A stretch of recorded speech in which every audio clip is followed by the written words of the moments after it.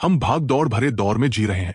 काम, परिवार, दोस्ती और रोजमर्रा की उलझनों के बीच जिंदगी आसानी से बोझिल लगने लगती है।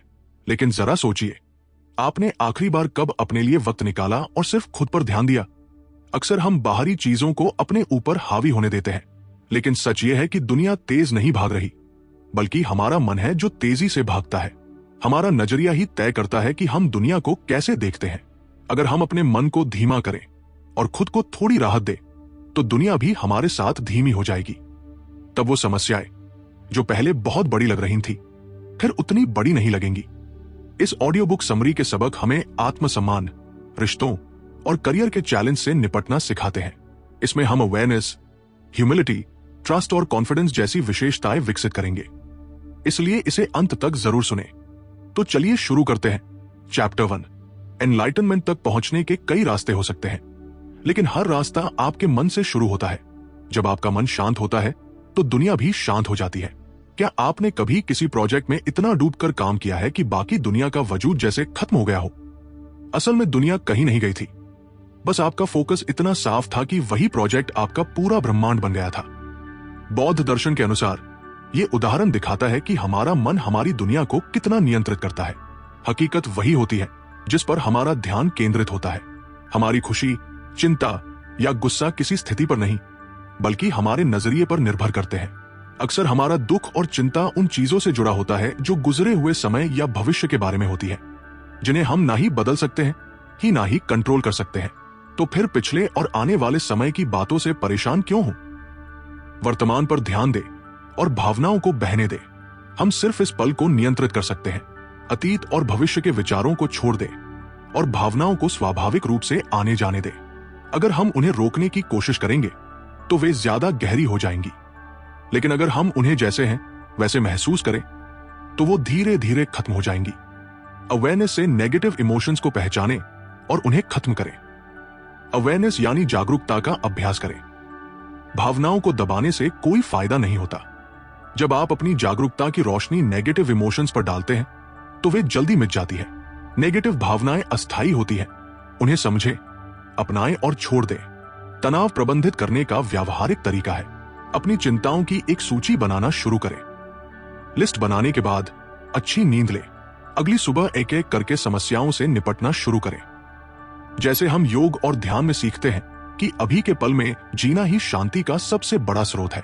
बचपन में जब हम गर्मी की छुट्टियों में कभी सिर्फ आइसक्रीम का मजा लेते थे, तब हम ना भविष्य की चिंता करते थे, ना अतीत का पछतावा। आज भी वही अभी के पल में जीने का तरीका अपनाना जरूरी है। जिंदगी की पहली सीख यही है, जब आपका मन शांत होगा तो दुनिया भी शांत लगेगी। अतीत और भविष्य के जाल से बाहर निकलकर अभी के पल में जीना ही सच्ची शांति की शुरुआत है। चैप्टर 2, आप अपनी भावनाओं से परिभाषित नहीं होते हैं। हमारी नेगेटिव भावनाओं को पहचानना आसान नहीं होता। जब ये भावनाएं उठती हैं तो हम उन्हें काबू में करना या दबाना चाहते हैं, लेकिन ये गलत तरीका है। हमें इन भावनाओं को स्वाभाविक रूप से बहने देना चाहिए, बिना ये माने कि ये हमें परिभाषित करती है। भावनाओं को महसूस करें, उन्हें कंट्रोल नहीं। सोचिए कि आपके पास एक मछली का टैंक है जिसके तल पर कीचड़ जमा है। अगर आप पानी को हिलाते हैं तो कीचड़ ऊपर उठकर तैरने लगेगा, लेकिन अगर आप हाथ डालकर कीचड़ को नीचे दबाने की कोशिश करेंगे तो क्या वो शांत हो जाएगा? नहीं। छोड़ देने पर ही कीचड़ धीरे धीरे वापस बैठ जाता है। नेगेटिव इमोशंस भी आपके मन में उसी कीचड़ की तरह है। गुस्सा, निराशा, जलन या नफरत। लेकिन ये सिर्फ शब्द है। असल ध्यान शब्दों पर नहीं, बल्कि उनके पीछे छिपी ऊर्जा पर होना चाहिए। समय के साथ ये ऊर्जा घटती बढ़ती रहती है और अंततः दूसरी भावनाओं से बदल जाती है। भावनाओं को बिना जजमेंट के महसूस करें। जब आप लो फील कर रहे हो तो बस 3 मिनट चुपचाप बैठें और अपनी भावनाओं को जैसे हैं वैसे ही महसूस करें। उन्हें बदलने की कोशिश न करें। जैसे आप मौसम को कंट्रोल नहीं कर सकते, वैसे ही भावनाओं को भी नहीं। सबसे भयानक तूफान भी आखिरकार थम जाता है। इसी तरह आप अपनी भावनाएं नहीं हैं। आसमान किसी तूफान से परिभाषित नहीं होता, वैसे ही आप भी अपनी भावनाओं से नहीं परिभाषित होते। आप वो सचेत प्राणी हैं जो इन भावनाओं को आते जाते देखता है। परिवर्तन को अपनाएं, ना कि उसका विरोध करें। जब आप महसूस करेंगे कि भावनाएं बदलती रहती हैं, तो आपको समझ में आएगा कि बदलाव जीवन का नियम है। सोचिए, बचपन में आपको जिन चीजों से सबसे ज्यादा लगाव था, क्या वो आज भी वैसी ही हैं? शायद नहीं। हम बिना महसूस किए बदलते रहते हैं। बदलाव अच्छा या बुरा नहीं होता, वो बस होता है। दुनिया को जैसा है वैसा स्वीकारें। दुर्भाग्य से हम में से कई लोग बदलाव का विरोध करते हैं। जब हम बदलाव से लड़ते हैं तो हम दुनिया के हिसाब से खुद को एडजस्ट करने में लगे रहते हैं। लेकिन अगर हम दुनिया को जैसा है वैसा अपना ले तो हम आराम से जी सकते हैं। दुनिया बदलती रहेगी, आप इसे रोक नहीं सकते, आप बस इसका हिस्सा बन सकते हैं। सोचिए, जैसे गंगा नदी का पानी कभी एक जगह नहीं ठहरता, वो हमेशा बहती रहती है। अगर हम बहते पानी को रोकने की कोशिश करेंगे तो वो ठहर जाएगा और गंदा हो जाएगा। लेकिन अगर हम उसके प्रवाह के साथ चलें तो वो स्वच्छ और ताजगी भरा रहेगा। इसी तरह अगर हम भावनाओं को रोकने की कोशिश करेंगे तो वे ज्यादा भारी लगेंगी। लेकिन अगर हम उन्हें आने जाने दें तो मन स्वच्छ और हल्का महसूस करेगा। आपकी भावनाएं आपके जीवन में बदलाव की लहरें हैं, वे हमेशा आती और जाती रहेंगी। जब आप इस सच्चाई को स्वीकार कर लेंगे तो आप दुनिया के साथ शांति से बहना सीख जाएंगे। चैप्टर 3 सफलता नहीं, खुशी को चुने। हम सब सफल होना चाहते हैं, लेकिन सफलता का मतलब आखिर होता क्या है? क्या हम पैसे, पावर या बड़ी ऑफिस के पीछे भाग रहे हैं, या हमारा अंतिम लक्ष्य कुछ ऐसा है जो भले ही अदृश्य हो लेकिन लंबे समय तक टिकता है? सिर्फ सफलता के पीछे भागते रहना खतरनाक हो सकता है। सोचिए कि आपको वह नौकरी मिली है जिसे आप हमेशा से चाहते थे। आप इस काम को लेकर जुनूनी हैं और अपने बॉस और कलीग्स को इंप्रेस करना चाहते हैं। आप हर वक्त काम में लगे रहते हैं, हर मौका पकड़कर दिखाते हैं कि आप कितना ख्याल रखते हैं। लेकिन ये जुनून कभी कभी समस्या बन सकता है। जब हम दूसरों की जरूरतों को ध्यान में रखे बिना अपना जुनून दिखाते हैं तो हमारा काम प्रभावी नहीं होता। 6 हफ्तों के बाद आपको लगता है कि बच्चे पीछे रह रहे हैं, असाइनमेंट समय पर नहीं आ रहे और कोई भी अतिरिक्त काम में दिलचस्पी नहीं ले रहा। आपने ये नहीं सोचा था कि ये क्लास उनके कई और सब्जेक्ट्स में से एक है। आपका जुनून हमेशा प्रभावी नहीं होता। प्रभावी काम वही है जो न सिर्फ आपकी बल्कि दूसरों की जरूरतों को भी ध्यान में रखे। सफलता कभी खत्म नहीं होती, लेकिन खुशी टिकती है। सिर्फ सफलता के पीछे भागना एक अनंत दौड़ जैसा है। जब आप एक लक्ष्य पूरा कर लेते हैं तो दूसरा लक्ष्य हमेशा आपका इंतजार करता है। ये दौड़ कभी खत्म नहीं होती, क्योंकि ये किसी और के बनाए मापदंडों पर आधारित होती है। खुशी दूसरी ओर आप खुद तय करते हैं। सोचिए कैसे कई लोग पैकेज और प्रमोशन के पीछे भागते हैं, लेकिन वो सुकून और संतोष ढूंढने में नाकाम रहते हैं। वहीं योग प्रशिक्षकों या कलाकारों को देखिए, भले ही उनका काम पारंपरिक रूप से सफल न लगे, लेकिन वे अपने काम में खुशी और शांति पाते हैं। दुनिया की परिभाषा के हिसाब से खुश होने की कोशिश मत करें। खुशी आपकी अपनी परिभाषा है। जुनून और बुद्धिमानी के बीच संतुलन बनाकर काम करें।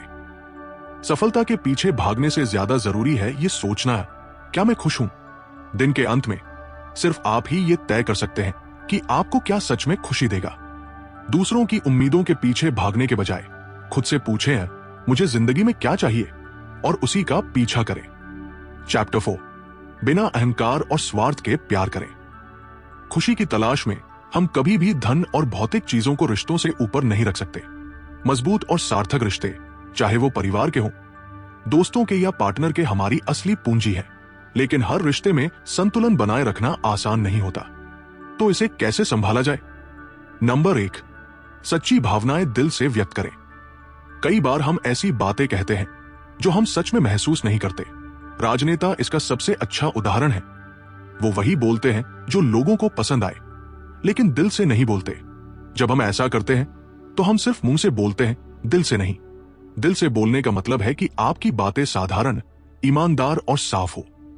नंबर 2, मुश्किल लोगों से कैसे निपटे। हम में से कई लोग उनसे टकराने की कोशिश करते हैं जिनसे हमें परहेज है, लेकिन ऐसा करने से वक्त और एनर्जी बर्बाद होती है। अगली बार जब कोई आपको परेशान करे तो गहरी सांस ले, 30 सेकंड रुके और फिर शांति से वहां से चले जाए। इससे आप अपनी शांति बरकरार रखेंगे। नंबर 3, रिश्तों में स्पेस देना जरूरी है। सबसे अच्छे दोस्त भी कभी कभी हमें खटकने लगते हैं। रिश्ता कैंपफायर की तरह है, ये रात की ठंड में गर्मी और रोशनी देता है, लेकिन अगर आप बहुत पास बैठे तो आपको असुविधा होने लगेगी और शायद आप जल भी जाए। कभी कभी थोड़ा दूर जाना जरूरी है ताकि आप उस रिश्ते की गर्मी और अपनापन फिर से महसूस कर सके। नंबर 4, रिश्तों के अंत को कैसे संभालें। जब कोई रिश्ता खत्म होता है तो दुख और गुस्सा महसूस होना स्वाभाविक है, लेकिन आप माफी मांगकर आगे बढ़ सकते हैं। ये माफी उनके लिए नहीं बल्कि आपके लिए है, ताकि आप खुद को मुक्त कर सके और आगे बढ़ सके। माफी अहंकार छोड़कर आगे बढ़ना है। माफ करने के लिए भी हमें विनम्रता और सहानुभूति की जरूरत होती है। अहंकार को निगलना आसान नहीं है, लेकिन नेगेटिव एनर्जी से बचने के लिए यह जरूरी है। अगर आप इसे जाने नहीं देंगे तो यह आपको भीतर से खत्म कर देगा। जैसे कहा जाता है कि रिश्ते तभी चलते हैं जब अहंकार पीछे रहे और अपनापन आगे। सोचिए, अगर राम और भरत जैसे भाइयों में अहंकार होता तो रामायण की कहानी अलग होती। हमारे रिश्ते तभी फलते खुलते हैं जब हम उन्हें समय और स्पेस देते हैं और स्वार्थ छोड़कर माफी मांगते और माफ करते हैं। सच बोले दिल से, लोग आपकी ईमानदारी की कदर करेंगे। दूर रहना भी जरूरी है ताकि रिश्ते में ताजगी बनी रहे। माफ करके खुद को आजाद करें, क्योंकि माफी देने से आप नेगेटिव एनर्जी से बचते हैं। प्यार का मतलब है अहंकार और स्वार्थ को त्यागना। सच्चे रिश्ते तब बनते हैं जब हम सादगी, ईमानदारी और माफी से काम लेते हैं। दुनिया में कोई भी रिश्ता बिना उतार चढ़ाव के नहीं चलता, लेकिन अगर हम अहंकार छोड़कर माफी को अपनाएं तो हम हर रिश्ते को मजबूत और खूबसूरत बना सकते हैं। चैप्टर 5 आत्मविश्वास और विश्वास के साथ जिए, ताकि आपके जीवन का एक उद्देश्य हो। हम सब अपनी जिंदगी को अर्थपूर्ण बनाना चाहते हैं, लेकिन अक्सर हम बाहर की चीजों में संतोष ढूंढते हैं, जैसे करियर या रिश्तों में। सच्चा संतोष हमेशा भीतर से आता है और इसके लिए साहस, आत्म जागरूकता और दृढ़ता की जरूरत होती है। हर पल में खुशी ढूंढे, न कि सिर्फ बड़े पलों में। जब हम अपने जीवन पर सोचते हैं तो हमारा ध्यान अक्सर खास उपलब्धियों या बड़े नुकसानों पर ही जाता है। लेकिन जरा सोचिए, पिछले हफ्ते आपने क्या क्या किया। शायद कोई बड़ी जीत या नुकसान हुआ हो, लेकिन आपने दुकान की लाइन में इंतजार भी किया होगा, ऑफिस आने जाने का सफर भी किया होगा, दांत ब्रश करना, नहाना और अन्य रोजमर्रा के छोटे छोटे काम भी किए होंगे। सच्ची और स्थायी खुशी उन्हीं छोटे छोटे पलों में मिलती है जो हमारे रोजमर्रा की जिंदगी का हिस्सा है। हर छोटे काम को अपनाएं। आप हर काम में जिम्मेदारी लेना शुरू करें। इन छोटे छोटे पलों की जिम्मेदारी लेना हमारे आत्मसम्मान को बढ़ाता है और हमें महत्वपूर्ण महसूस कराता है। दूसरों की राय की परवाह करना बंद करें।